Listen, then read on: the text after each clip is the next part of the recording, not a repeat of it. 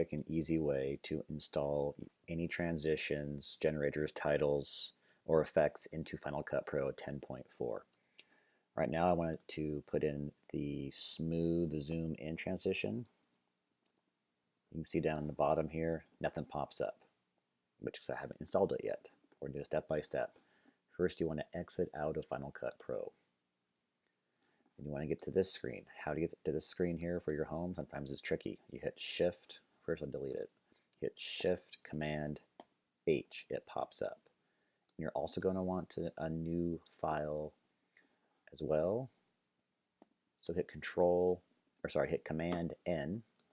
So you go to your downloads. This right here is what I want to put into my Final Cut Pro. This is the smooth zoom out tool. How do we do that? Go to your name, go to movies. Now you might not have this motion templates right here. It's not a problem. Just go new folder and you type this in. Then, very important, you go to get info.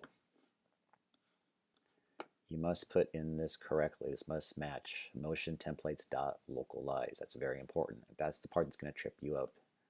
That's the step. Then make a new folder.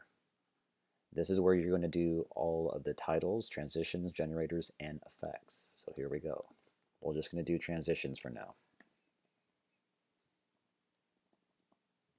Okay. Then you go there, you hit get info. So make sure you hit transitions dot localized, not lies, lized, very important. Done. What do you do next? You simply drag, and guys, you are finished. It couldn't be any simpler. Let's just check our work. Launchpad, get out of there.